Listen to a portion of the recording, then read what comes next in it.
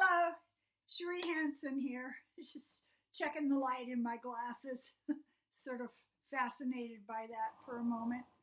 I am sharing with you today things that I'm seeing around me quite a bit.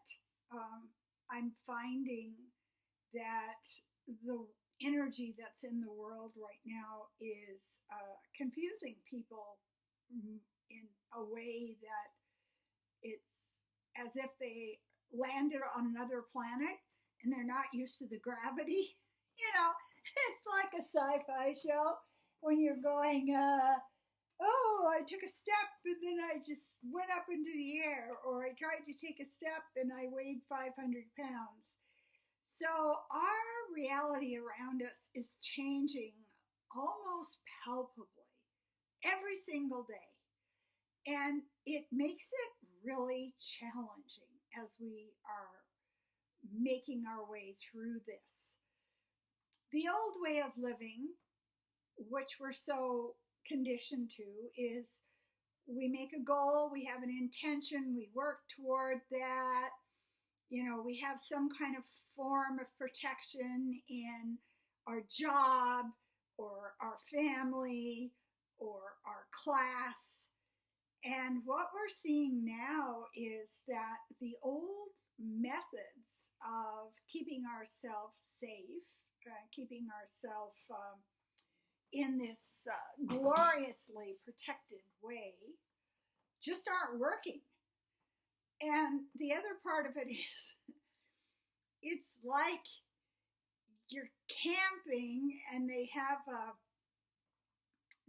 a rest area where you can go take a shower.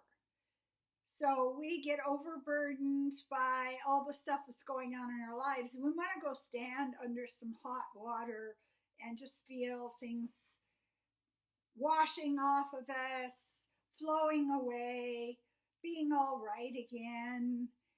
And there is no hot water in the shower. It's just freezing cold. You're standing there going, what's happening? Oh, Donbass region, they're losing territory. Oh, thousands are being killed. Oh, the cryptocurrency has failed. Famine is coming. Oh, global disaster with climate is happening. Houses are being blown off of the roofs in Ontario. How many mass shootings have there been this week in the States? I don't know. I think there were only 5 in the last 2 days. So our sense of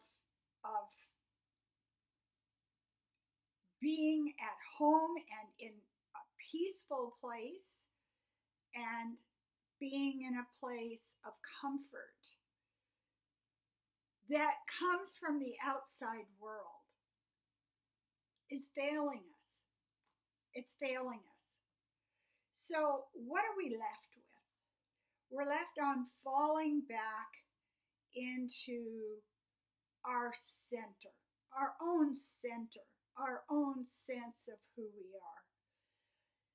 And the problem with being in this chaotic energy, in this unpredictable time, is that it arises our skill at despair.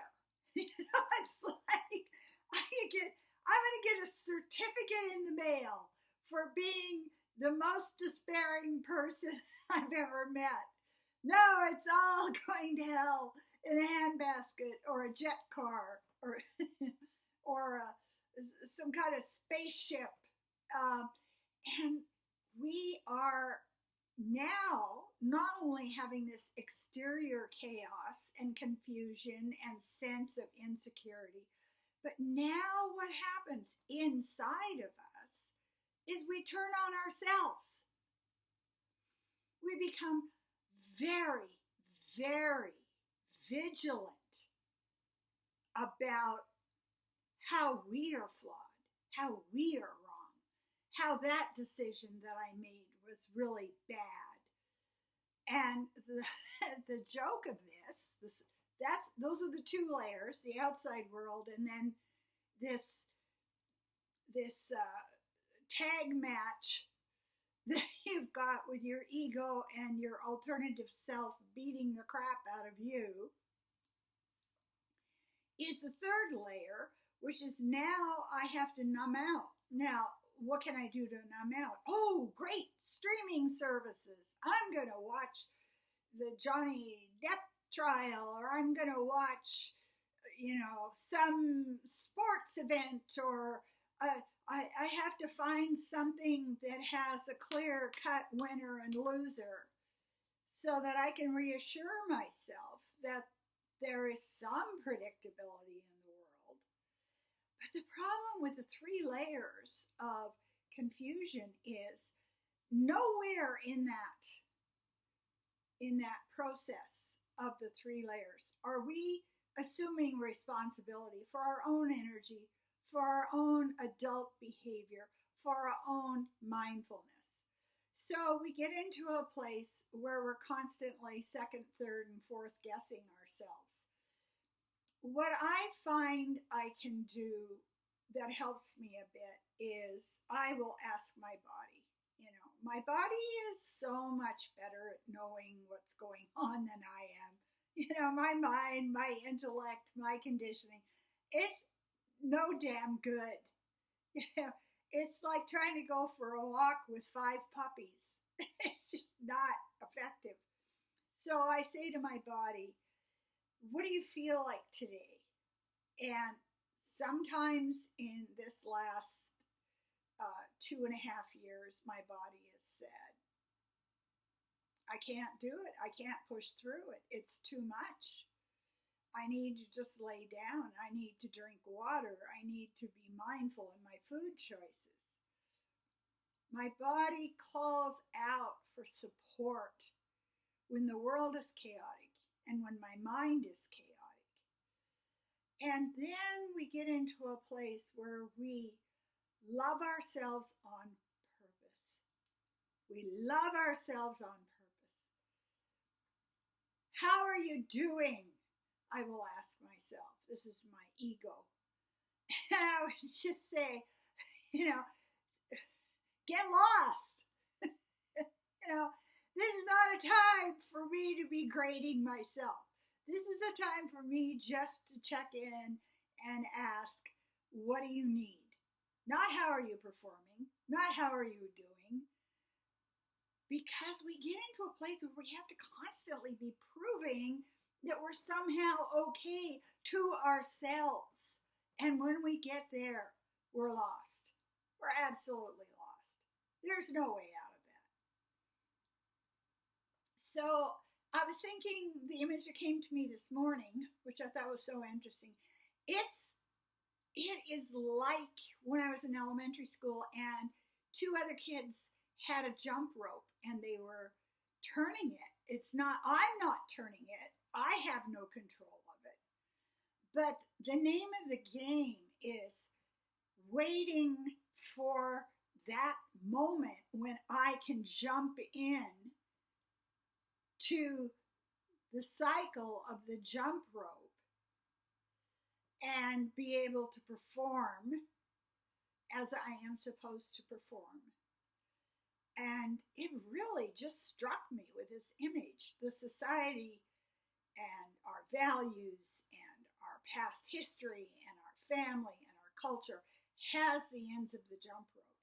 And we're standing there saying to ourselves, okay, when's the moment I jump in and I navigate the lashings of this rope so that I can be seen as performing well? And where I am right now, I'm just standing there going, I don't want to. I don't want to jump. I don't want to get in there. I don't want to watch the rope go round and round and round me. There is no advantage to me to be performing for either myself or for other people to a level where I can deserve love. I think I heard Carolyn Meese say today, it was really beautiful. She said, the voice in your head that you refuse to listen to will never shut up. And what she means by that is when you are attacking yourself, when you have your childhood wounding coming up, when you are lashing yourself with your shortcomings, you need to hear it. You need to sit down, get quiet, and interview that voice. Why do you say these things to me? Why are you giving this abuse to me? And then you follow the voice down to your childhood damage, to your traumas, to your wounding, so you can get in a place where you hear it, you process it, and then it shuts the hell up.